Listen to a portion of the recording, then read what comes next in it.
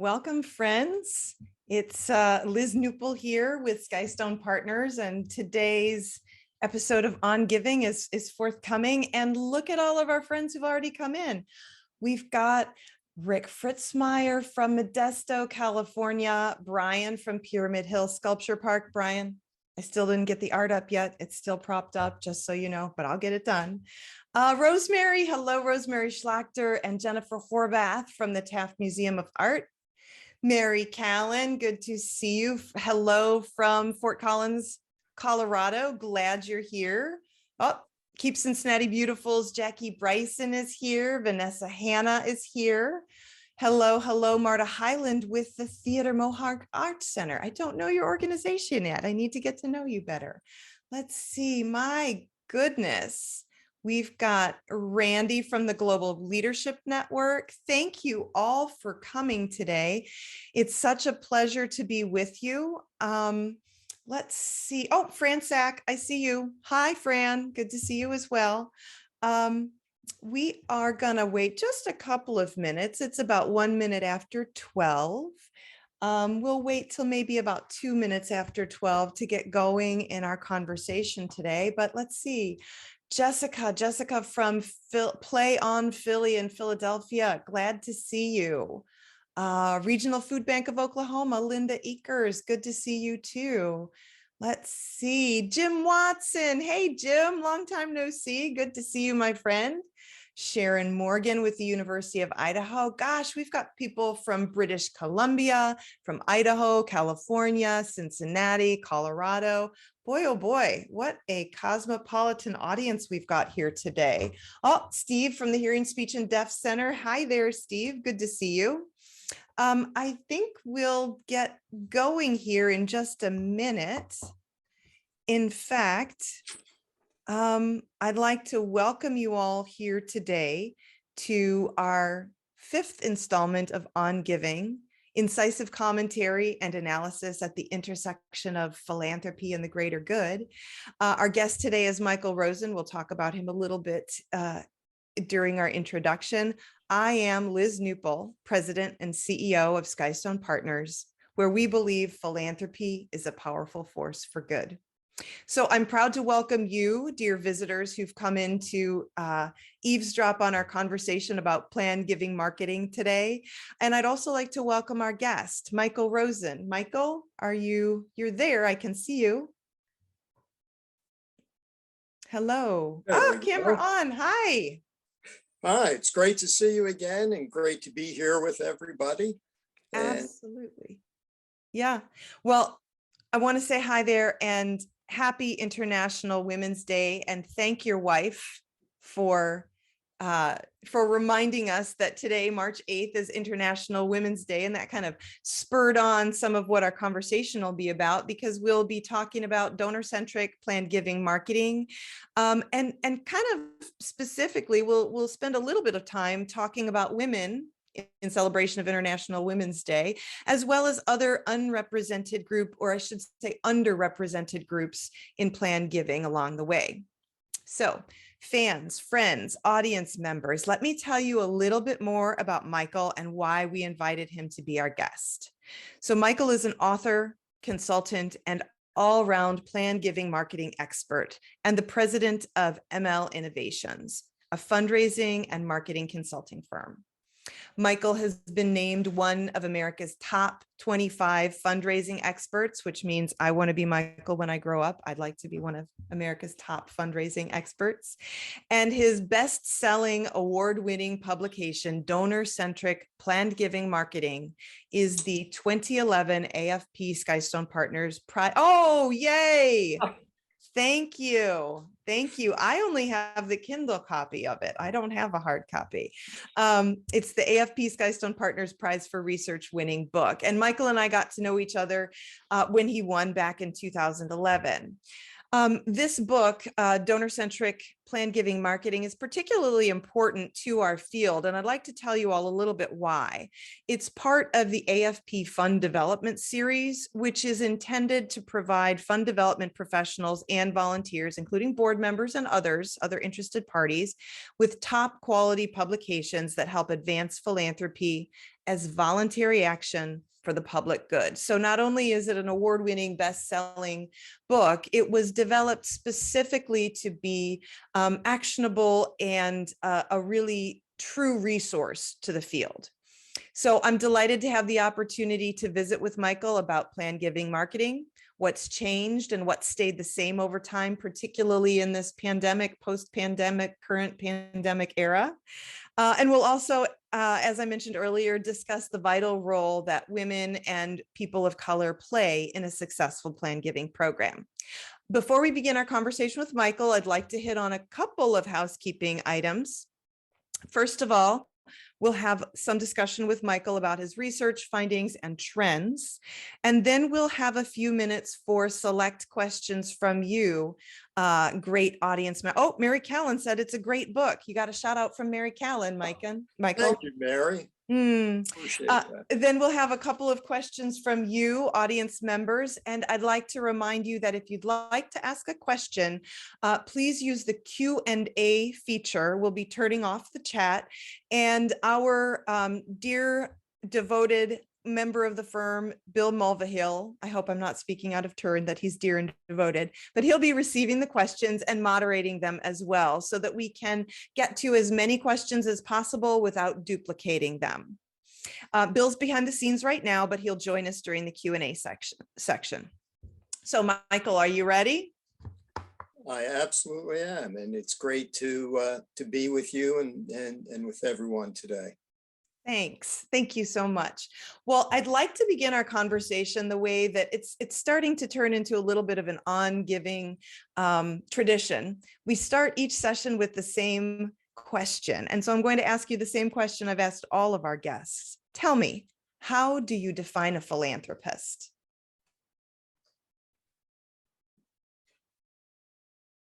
A philanthropist is someone who anyone who supports a nonprofit organization, and I use support broadly, both in terms of time and treasure, but also anyone who supports their community in other ways. In other ways, voluntary action, helping at the food bank.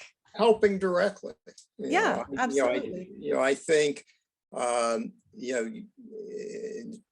I realize this may be an act of heresy with our audience today, but, I don't think that you need to have a nonprofit organization as your intermediary in order to be a philanthropist. I think you could be a direct philanthropist. Absolutely.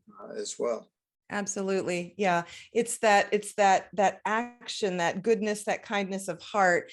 And it actually reminds me of your, we're going to liken you to a superhero, your origin story, your philanthropic origin story, where you wanted to buy some comic books. Your mom said, earn some money because I won't buy the comic books. And then you had too much money. And what did you do with that as an 8-year-old child?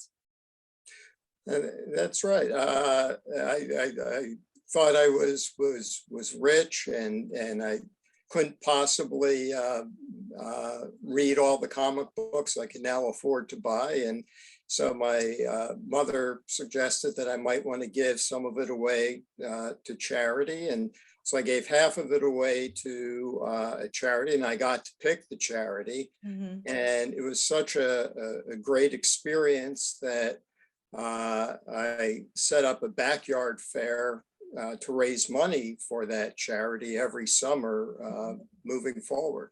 Right. So I started my fundraising career at the age of 8. That's what I tell everyone. Absolutely. I love that. I love that story. And, when I was doing a little bit of research about you and read that, it was also clear to me that that was also the beginning of really thinking about what donor-centric means. And, of course, you grew up and went on to write a book about donor-centric planned giving marketing. And so I guess let's start with, when we're talking about planned giving and planned gift prospects, what does donor-centric kind of mean to you when you're thinking about reaching out to those planned giving prospects? Well, donor-centric means a number of different things to me, and it's a term that I think is often, frankly, abused. People will pay lip service to donor centrism without really adopting and taking to heart what it means, and it really means what it says, taking the donor's perspective in things. That doesn't mean that the donor gets to dictate all the details about the gift and how it's used, with all sorts of binding strings attached, and taking the organization off mission. That's not what we're talking about. What we're talking about is understanding that it's the philanthropic aspirations of the donor, the needs of the donor, the motivations that the donor comes to the table with, are all things that we need to be sensitive to and paying attention to if we want to have meaningful conversations. And those are conversations that are meaningful to the donor. And when we, there's the golden rule that we all grew up with, do unto others as you would have others do unto you. The more donor-centric approach is the platinum rule, which is treat others the way they want to be treated. And when we do that, we'll have happier donors and greater fundraising results for our organizations. Sure. So when we're thinking about doing unto others the way they want to be treated, treat others the way they want to be treated. I know there are some folks out there, and I'd have to say I have been guilty of this as well, who can be purists. I'm not even going to say there are some folks. I'll say I have been a fundraising purist, and the idea of being person-centric, donor-centric, and putting marketing in that same sentence would have, in the past, for me, given me pause. Like, that's just churning stuff out. You're just putting in ads in your newsletter. When you put those words together, donor-centric and marketing, and particularly when we're talking about something so personal as a planned gift, how does one reconcile all of these concepts that may be, in some people's minds, maybe not mutually exclusive, but not necessarily totally aligned? Well, I don't see them as being necessarily misaligned. Yeah, tell me about that. And I think that it's a matter of looking at everything that we do, the actions we take, the way we communicate, and looking at it from the donor's perspective. How are they going to receive the message? For example, one of the major stumbling blocks that can happen with planned gift marketing is leading with death. You're going to die. You might as well get rid of your money now. That's right. Well, and there was a university, I'll spare them by not naming them, that sent out a letter to their alumni at the height of the COVID pandemic that talked about the dangers of COVID and how thousands of people were dying. And so that's why it's important now more than ever that you have a will. And while you're writing your will, please remember to include our university. Well, not exactly a donor-centric approach, because we know that when it comes to thinking about planned giving, there's a tug of war that happens within the individual when thinking about issues of mortality. One is people want to avoid those discussions. Right. They want to avoid thinking about their own demise. But on the other hand, and this is where that pool, that tension comes in, is people want to have some sort of measure of immortality. They want their values to be perpetuated. They want to be remembered in some way. And so when we take the donor-centric approach, we don't lead with death. And by the way, that university actually, that letter got them bad publicity in the local newspaper, which is something that none of us want for our organizations. And there is significant backlash because people don't want to think about death. So the donor-centric approach is to talk about taking care of your family. And how you can do that, how you can ensure a more secure retirement by getting an income for life. What are the ways to do that? So it's talking about the same things, but framing it in a way that establishes a benefit for the donor. Right. Of course. Of course. So what is the win? What is the win to the donor? Of course. And you mentioned earlier that pretty much anyone who has got a good and kind heart and is doing good in the world, giving money, giving of themselves, is a philanthropist. And it made me wonder about that question of, you brought up COVID, and I want to revisit the whole COVID question, but it made me curious about planned giving prospects. And when we're talking about securing our future, securing our retirement, how generationally one might talk to different groups of folks. I know that in your book, you're like, you say everyone is a planned giving prospect. And so when we're thinking about the different generations, and particularly I'm thinking about that because of an interview we did a couple of months ago with the folks who wrote Generation Impact. How are we to think differently with are we to think differently with our younger planned giving prospects? The short answer is yes. Everybody is, or pretty much everybody is, a potential planned giving prospect. Obviously, if we're talking with older individuals, there's going to be less opportunity for them if, for example, it's a gift and a will. Less opportunity for them to change their will. Whereas if we're talking to a much younger person, there will be decades of change in their life where they have children and grandchildren, and those things may shape, decades down the road, what they may or may not want to do philanthropically through their will. So there are sensitivities we have to have in the initial conversation, but then there are sensitivities we have to have in the ongoing stewardship of that individual as well. And the conversations are a little bit different.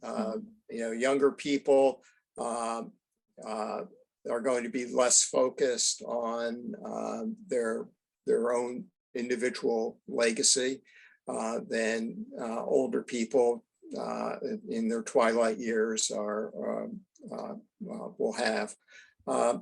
The good news is that people who are older do think about their legacy. They do think about their eventual demise. And so fundraisers, and part of the challenge is that younger fundraisers, which is to say anyone below 55 or 50, tend to have a little bit of reticence talking to older individuals about issues surrounding death. And having a will or trust. And the reality is they're more uncomfortable with that conversation than the prospective donor. Sure. Your research shows us that fully 89% of donors believe it's perfectly acceptable for a fundraiser to talk with them about a planned gift. So the discomfort, to the degree there may be discomfort, is on the part of the fundraiser, not the part of the donor. Right, right. So when we are, I asked about younger populations as donor prospects, planned giving donor prospects, and certainly they're part of the portfolio, the whole panoply of everyone who can make up part of your planned giving program. But one of the things that we were talking about last week was when we're thinking about planned giving, there are audiences that are often overlooked. One of them, namely women, the other one being people of color. And so what I'm curious about is, what trends have you seen in being more inclusive in our conversations about planned giving? And what would you like to see? I'll start with your second question. Yeah, okay, sounds good. I'd like to see us treat all people as people,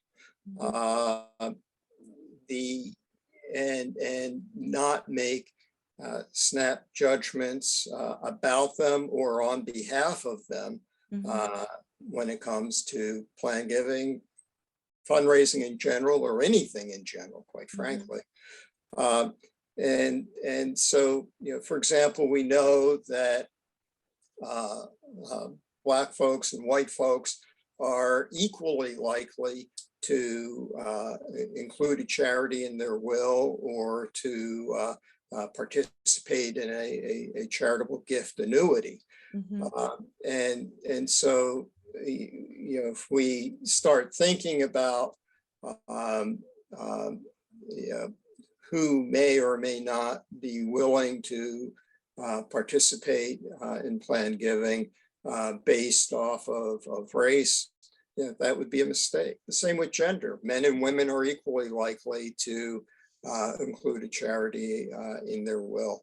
And so we need to recognize that people are people and need to be respected as such. Now, that's not to say that there aren't differences in motivation and types of charities that they might be able to support, or the size of gifts that they might be able to support with. But in terms of where the heart lies, there's great opportunity in all sectors of the human society. Sure. And so certainly I'm right there with you. I like you, and I presume most everyone else on this call wants to see that we treat all of our donors, all of our prospects for any of our giving programs with the respect and the honor that they as humans deserve. And, the first part of my question was, are you seeing trends? Are you seeing that our institutions, our planned giving programs are becoming more attentive to historically underrepresented people in planned giving programs?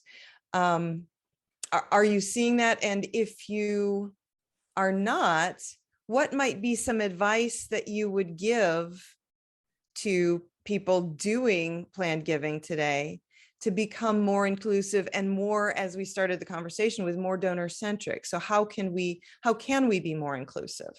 Mhm. Well, I think that one way and one example is to simply include folks in the conversation. So, for example, when a charity approaches a man, and I still see them doing this, they'll have the conversation with the man and not ask if he might want to have his wife involved in the conversation as well. Savvy charities will do that. They'll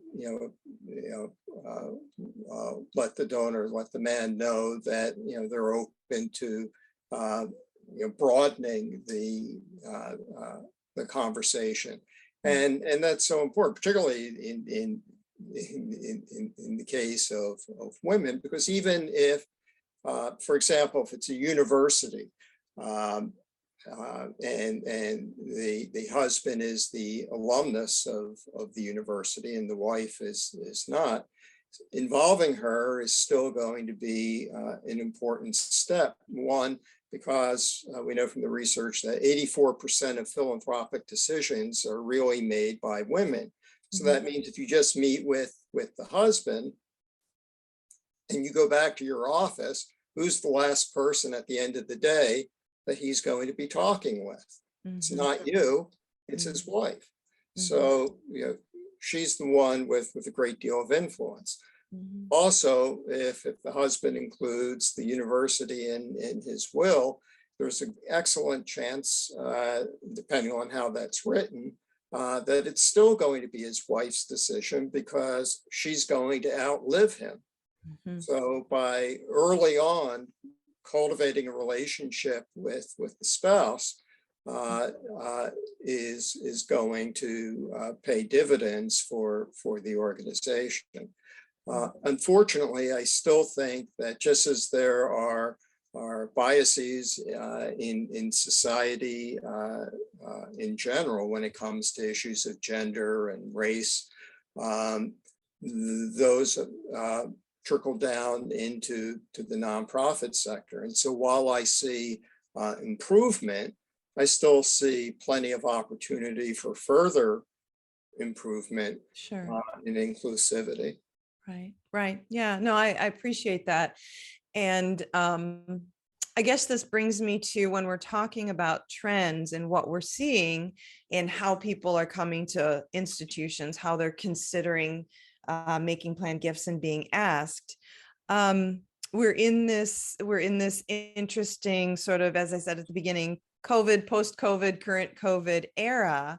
And I'm curious if you're seeing folks, and this is a yes or no question, but depending on what your answer is, I'd like to hear more.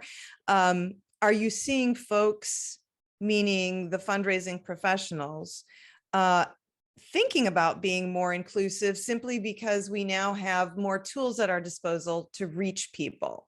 In other words, we're in COVID. A lot of people don't want to sit down face to face. Potentially older people are less interested in sitting down face to face. So when we're talking about reaching those donors, are you seeing in the field that the professionals are reaching out in a different way? Are they continuing to do the same things, or are they leveraging technology more so than maybe they had been in the past? No? Yes and no. Okay. All right.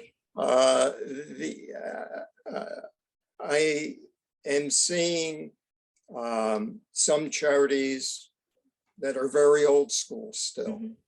And they'll have a limited number of staff involved in planned giving, and they have their portfolio, and those are the only folks that they're engaged with conversations on regarding planned giving.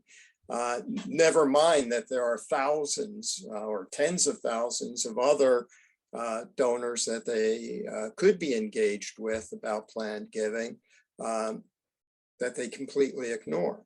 Mhm.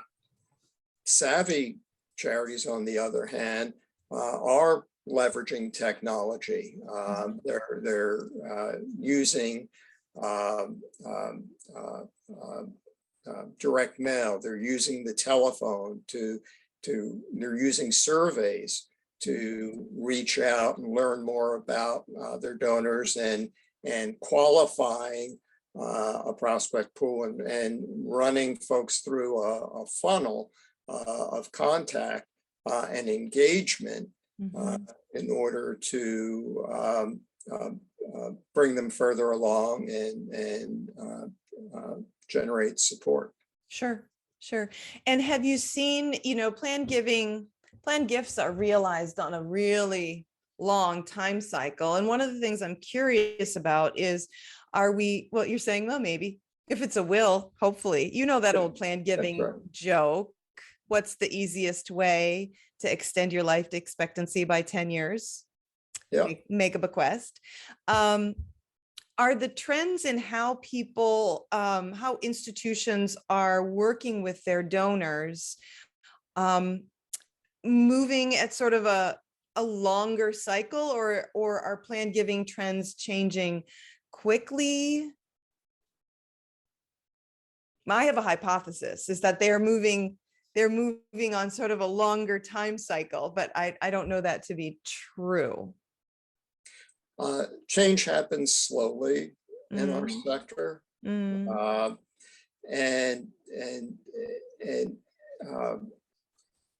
yeah. So I think that there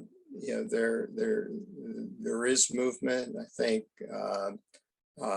for many organizations there are more conversations and better conversations being had. And by the way, when I say conversations, I don't mean necessarily like we're having today, but I mean communications and interactions with donors. Meaningful contacts. Yes. Yeah. There you go. And so but the other thing to keep in mind is, and then the reason I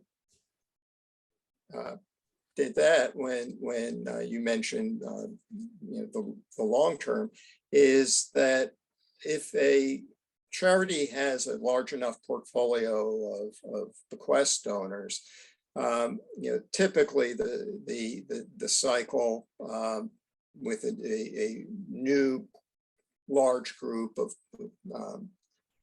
identified bequest donors is within 3 to 5 years, gifts will start to be realized. Sure. So for some donors, you get a 60-year-old woman, including your organization in her will.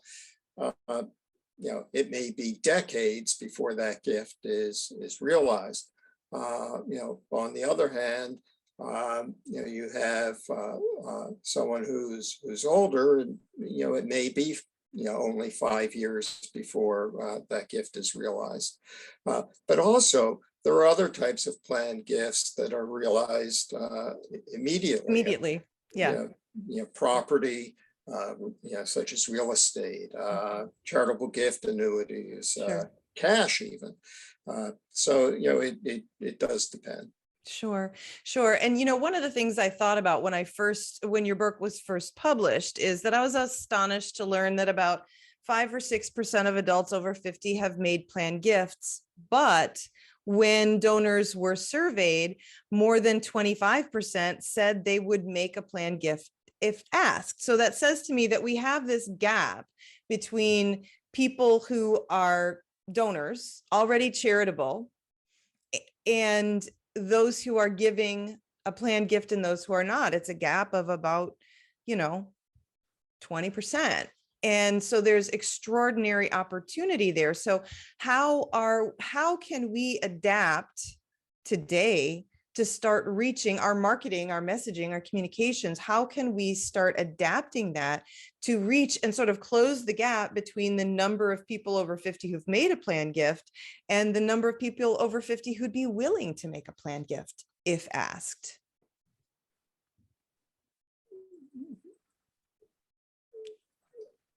A wise person once said something to the effect that let's get wild with planned giving. Let's think of it as fundraising.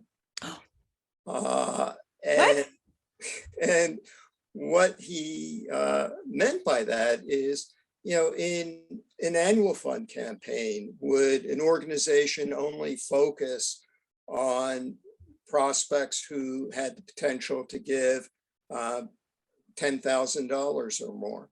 No, of course not. Would they only approach people who they could sit down face to face with and ignore all other donor prospects? Of course not. We use in an annual fund program every tool at our disposal: direct mail, telephone, personal visits, social campaigns, door-to-door campaigns. It's limitless. And yet when it comes to planned giving, so many organizations limit themselves. And so many focus only on those that they can sit down and have coffee with. And yet we know that from the organizations that are more active with their planned gift marketing efforts, that direct mail is a viable way to secure planned gifts. The telephone is a viable way to secure planned gifts. Yes, a planned gift officer should keep a portfolio of the best, highest potential prospects and try to see them face to face, just as an annual fund and major gift staff would do. But then, rather than ignoring the thousands of other donors that the organization has, do what the annual fund folks do and find other ways to give those people the opportunity to participate in planned giving. Sure. A variety of vehicles, in other words, is what you're saying, is that if you treat all of your donors as planned giving prospects and offer them an opportunity to self-identify, big funnel, filtering them down into a smaller one by first direct mail, perhaps a telephone follow-up, any kind of social campaigns, those kinds of things. What you're saying is a dynamic program should be, theoretically, potentially even doing better in this day and age where folks haven't been getting together as much as they had before. We've got more access. We don't have the drive time if we're to get together, on a video conference or on the phone. So theoretically, folks should be going gangbusters with their planned giving programs. Oh, absolutely. And I think that this is a particularly good time to be engaged with people about planned giving. We have an ever-aging population. The stock market, it's exceedingly volatile these days, but still it's robust. So people have appreciated securities. The real estate market, the bubble hasn't burst yet. And so real estate values are at record highs. And for practitioners, we have a larger body of research to help guide what it is we're doing so that we can be more effective. So all of those things combine to make this a great time for planned giving. Right. Absolutely. Absolutely. And not to mention, we're still amidst the largest intergenerational transfer of wealth in history. So, yeah. So before we open it up for questions, I'd like to, oh, we just got another couple questions that popped up here. I'd like to just ask you, if you were a chief development officer and your planned giving, oh, big eyes, right? And Yeah. your planned giving team were insistent upon really only trying to meet with people face to face, or maybe a little bit of telephone to make the appointments, get to know people. What would your suggestion be to really be able to leverage this remarkable moment in history where there is, greater wealth than ever? I mean, greater stratification of wealth than ever, but greater wealth than ever. What would be the one thing before we turn it over to our questions? The one thing that they should do? Yeah, the one thing. Ask. Bravo. The organizations that make decisions on behalf of the prospect, aren't going to do well. The organizations that treat folks like the adults they are and give them the information they need, but let them make the decision, right, are the organizations that are going to do the best. And the more people that are included in that asking, the more effective the charity is going to do. Sure, absolutely. Well, Bill, I know we've seen a few questions rolling in along the way. I'd like to invite you to hop up here on the screen with Michael and me, and I turn it over to you. What sorts of questions do people have on their minds these days? Well, we have a couple questions, and we have kind of a comment that really gets to a bigger question. But the first question, Michael, is, are you saying that anyone over 55 is older?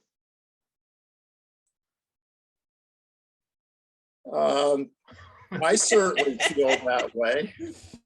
But they're older than people who are under 55. So yes.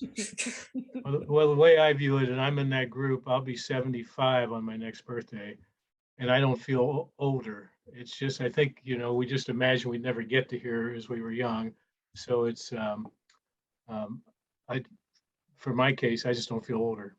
Well, I'll say two things. One is there's a difference between being older and old.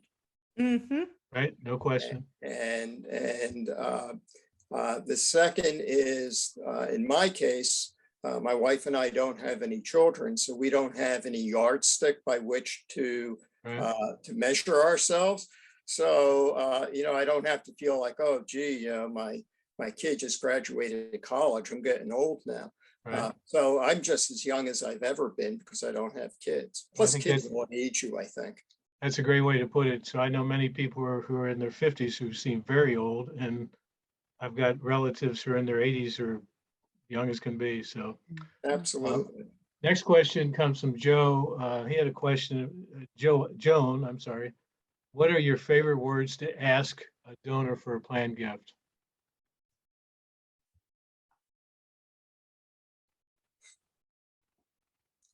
Well, my favorite thing to do in a planned gift conversation is to remember the words of Epictetus, the Greek philosopher, who said, we were given 2 ears and 1 mouth, and that's the proportion in which we should use them. Right.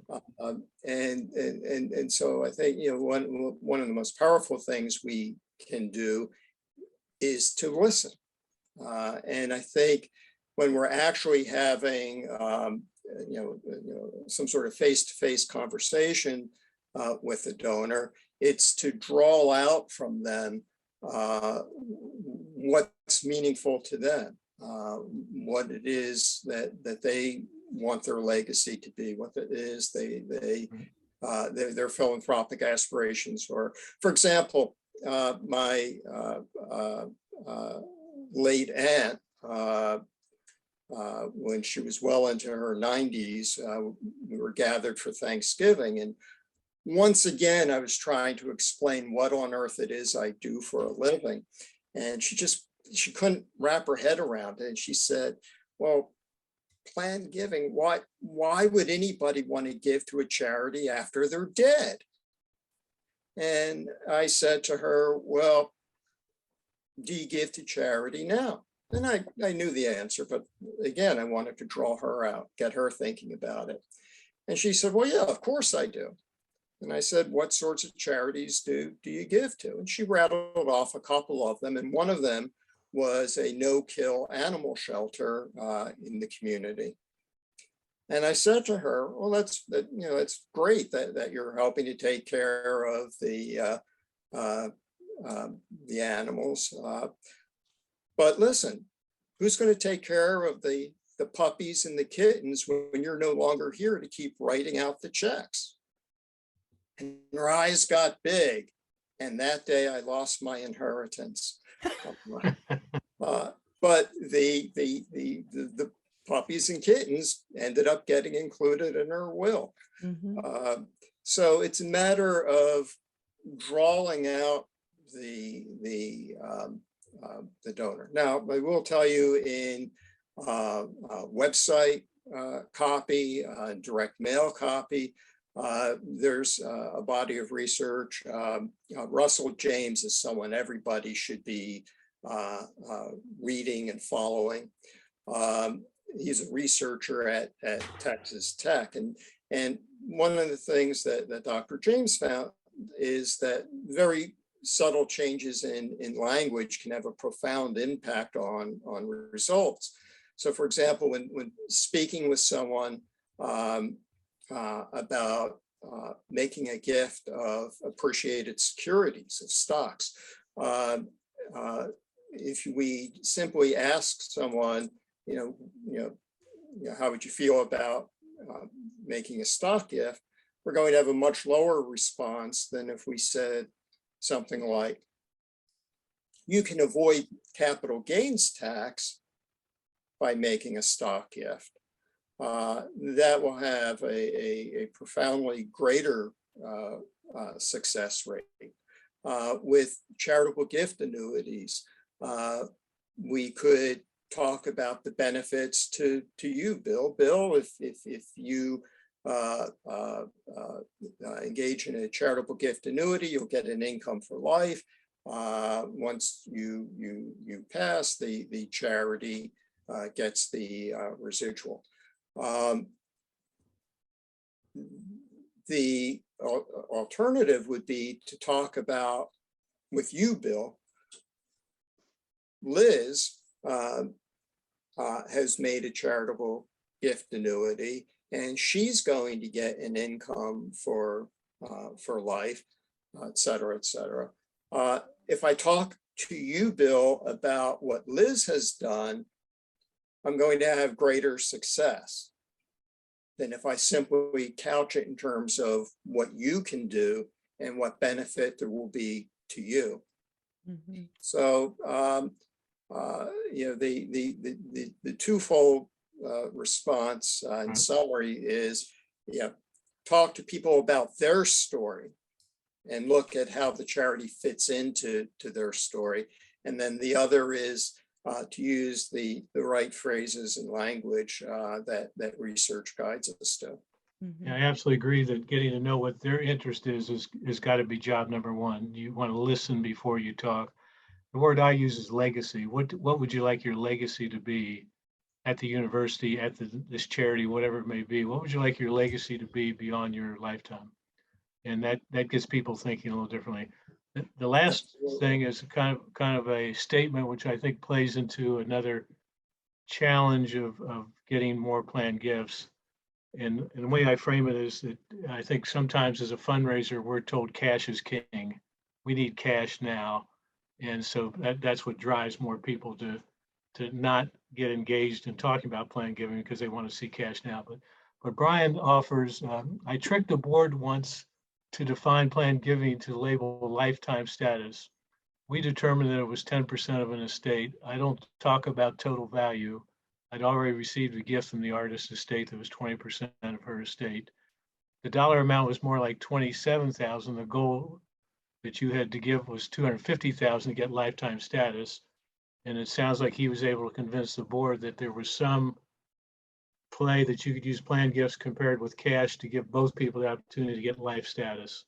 That there wasn't a dollar value, there was an activity value also. And I think that's a key thing, is we recognize people, that we have to recognize that some people making a smaller planned gift is making a much larger gift out of their estate than someone who's giving you cash now on a percentage basis. Well, absolutely. And people should be appropriately recognized for what it is they're doing and putting their heart out there and supporting the organization. I was on the board of a mid-sized charity that was reviewing its stewardship program, and they were concerned that about overthanking. And I pointed out that, first of all, I don't accept the concept of overthanking. But if there were such a thing as overthanking, this particular organization was so far away from it that they were in no danger and should fear not. I think having broad and inclusive recognition encourages more people to participate. And I think it encourages those who do participate to maintain their commitment over the years. One other question bubbled up from one of your comments. How do you navigate privacy concerns if you speak about another's planned gift? And you use myself and Liz as an example. Oh, well, you definitely have to get permission from folks to share their story. But collecting stories is something that we should all be doing all the time anyway. So, for example, I still visit charity websites, and I go to the planned giving page, and I see people like me, old white guys, and who are the donors that get the big publicity. They're the mega donors, and the reality is we're not recognizing in a broad way the broad spectrum of supporters. A nursing school, however, that I worked with, we began to change that dynamic. And because it was a nursing school, many of their alumni were women, and were women of color. And yet in all of their website and materials, it was primarily old white guys that were being represented. So in the alumni magazine, we put together a story about one of their Black female nursing alums, and why she included the nursing school in her will. And what we saw immediately after that was a spike in planned gift commitments from people of color and from more women. And were they mega donors? No, but they were significant donors, and that's of course critically important. So always being out there collecting stories is important. And so when you have a need to share a story, you already have one in your pocket. Well, thanks for your comments. I just would add one comment that I found helpful in my career. was if I was going to a function that we were holding, I would look up everybody's giving pattern, get what they've done. And when I saw somebody, I just simply thank them for Mhm. what you did on behalf of the university. And you could see them smile and they were appreciative of that. And I didn't focus, just run over to the table with the highest donors.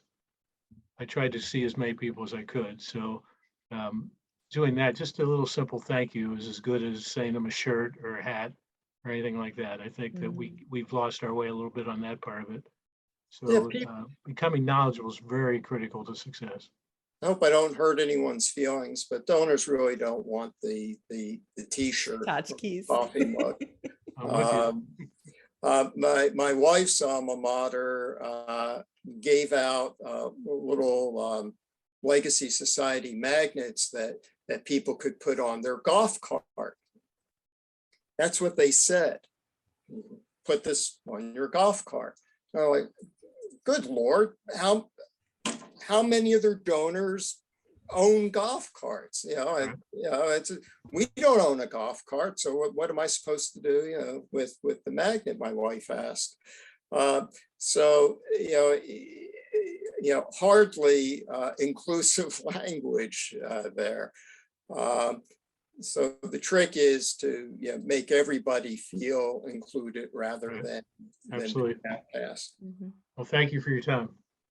And I want to just mention one more thing. Gary chimed in here along the way with this conversation and said, Yep. never met a donor who complained of being thanked too many times from too many people. And Rick says they should have gone with the refrigerator. Yeah, absolutely. Yeah, most people own those. Indeed. Well, I want to add that we've talked about a range of planned gifts to a degree, but one thing we haven't done is define planned giving, and I have a fairly broad definition that is somewhat heretical, and that is a planned gift to me is any gift that requires planning. And that may be a gift and a will. It may be a cash gift. It really does depend, but it's the donor's perspective that matters, not mine. And so if they feel that they have to, plan regardless of the size of the gift or the instrument being used, then for all planned gift purposes, it's a planned gift. For sure. I couldn't agree more. And Michael, I look forward to further conversations with you about planned giving and other matters fundraising related. This has been I can only think of pretentious words right now. A really wonderful conversation today, really insightful. We've had an opportunity to chat with you a little bit about contemporary trends in donor-centric planned giving, how recent events have or have not changed things from long-standing solid planned giving practices, what we can do better, what we can do a little bit more of. I think one of the most insightful things is we've got 2 ears and 1 mouth, and we ought to use them proportionately when we're working in planned giving. I really appreciate your thoughtful comments, particularly about inclusivity in our gift planning programs. Your comment about Dr. James, at Texas Tech, that those little words make a difference, whether it is about your golf cart or your refrigerator or your bicycle or your car, where said magnet should go. Those are small and subtle things, but it's those details that can make a big difference. And I think what we're also hearing is we've got to remember where our donor is, right? Where they are, what does their day-to-day look like? What's going to be important to them? And if we can't, we need to have another conversation so that we do know where they are. And, I love the word centric. It means it's a circle. centered around the donor. And if we don't know where they are, where the center of that circle is, we have more work to do before we can ask. I think that's what I hear you saying today. Absolutely. Yeah. And I don't want people to be afraid and paralyzed that they can't move until, they have those one-on-one conversations and fully understand where the donor is coming from. We can do some of this on an aggregated basis when reaching out to people through broader marketing means like direct mail or phone.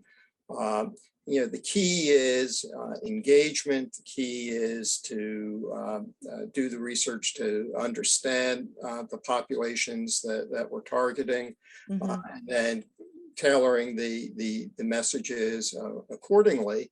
And there is general language that we can use in all cases that we know is more effective that Sure. come from the research. So never talk about bequests, talk about gifts and wills, for example.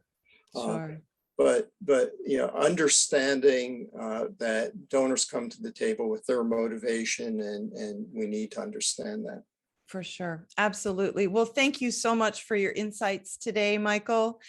Guests here on the webinar, thank you for coming. I'm afraid we didn't hit all of the questions today. We're going to need to wrap up though, because you've been gracious and generous with your time, all of you. We will get back to you via email with any questions that we didn't get to. I hope the sessions will benefit all of you and your organizations. And Michael, particularly thank you to you today. And in your honor, we'll be making a gift to the Holocaust Awareness Museum and Education Center to show our appreciation for you coming here and chatting with us a bit about planned giving. Folks, I hope you'll join us next time. So thank you, Michael. I hope you all join us next time for the next On Giving on Tuesday, April the 12th, at 12 p.m. Eastern. Look out for the invitation and information. And if you would like to learn more about Michael's work, the book is called Donor-Centric Planned Giving Marketing. We'll be sending you all a follow-up note to everyone with a link to find out where you can get it, as well as the replay of today's session. So again, thank you all guests. Thank you, Michael. Thank you. For sure. We'll have you on again because there are a lot of questions about this. Bill Mulvihill, our team member here at Skystone Partners, thank you for moderating the questions so well. And to our executive assistant and office manager, Sam Martin, thank you for your technical support today. So see you all soon. Go forth, do good work. Philanthropy is a powerful force for good. Take care, everyone. Take care, everyone.